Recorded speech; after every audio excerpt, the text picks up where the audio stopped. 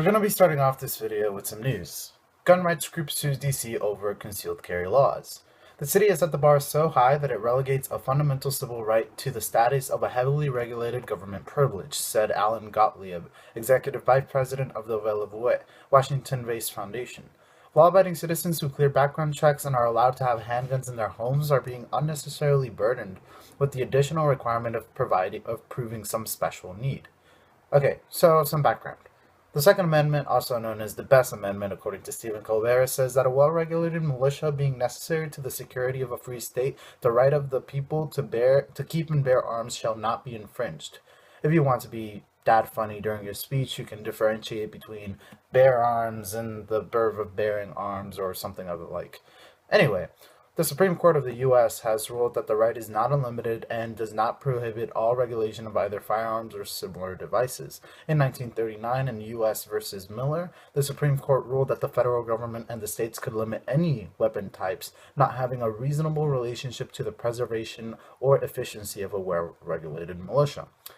So the rationale behind the Second Amendment is that as citizens we have the right to self-defense and the right to fight oppression, particularly from the state. When the Founding Fathers wrote this law, they had in mind that a government can get oppressive quickly, such as, say, the English government.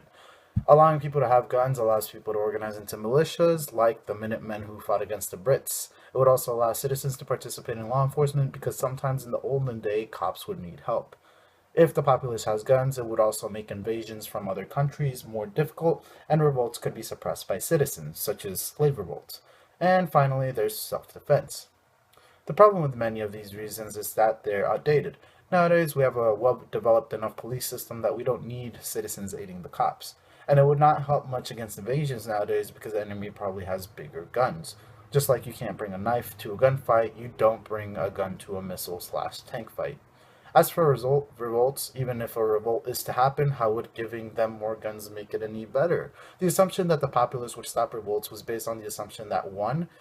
The revolts were probably from slaves and they didn't have guns, and 2, the people would be united enough to fight the revolt. Well, we don't have slaves nowadays, and even if there are revolts, it's best to leave it to the police, who are much more organized than your average Joe. And for the oppressive government reason, that's more symbolic than useful. As stated before, we likely aren't going to be able to combat the US military. The Founding Fathers added this reason just in case democracy wasn't as awesome as they hoped. Turns out it's not so bad. If there is a tyranny, we can fight it systematically. Pretty much the only valid argument that does stand is the self-defense argument, which is valid, but it also has complications, which is the main reason why we are debating it nowadays. The reason why guns are being discussed is the possibility that they are doing more harm than good. The US is in first place when it comes to gun homicide rates in G8 countries. We fall way behind a lot of other countries, like Honduras, which has 64.8 gun-related homicides per 100,000 people. Don't go to Honduras. But these countries are considered developing. In 2012, there were about 3.2 killed by guns per 100,000 people in the US. Second place G8 country is Italy, and it has 0.71 per 100,000 people. That's 4.5 times higher than first place. We gotta keep killing more people with guns if we want to stay on top, am I right? There's one thing to be considered when looking at this data. The US has a whole lot of guns, approximately 90 guns per 100 residents. The next developed country is Switzerland with 45.7 guns per 100 residents. The US has nearly double per resident.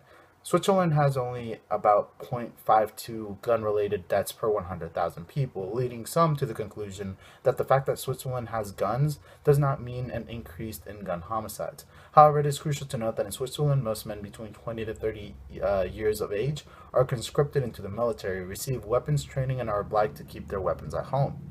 They are also not allowed to have army ammunitions, but they can privately purchase ammo. Additionally, the next countries on the list are Norway and Sweden, but these countries also have strict gun law, and most of them use guns for hunting, not self-defense. There are, however, thousands of cases in which gun owners defend themselves from criminals such as burglars. There are also many cases of children accidentally picking up guns and shooting their siblings/parents/other family members. You can look each of them up, depending on how you want to form your speech. For your speeches, try to find useful statistics that may aid in the delivery and persuasiveness of your speech, such as A 2009 University of Pennsylvania School of Medicine study found that people with a gun were 4.5 times more likely to be shot than if they were unarmed. There have been 387 school shootings since 1992 in the U.S.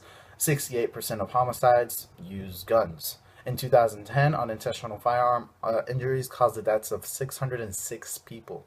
Most of these statistics provided tend to be in favor of gun control because those are the statistics that are more readily available. If you want some statistics for less gun control, well, you can look them up.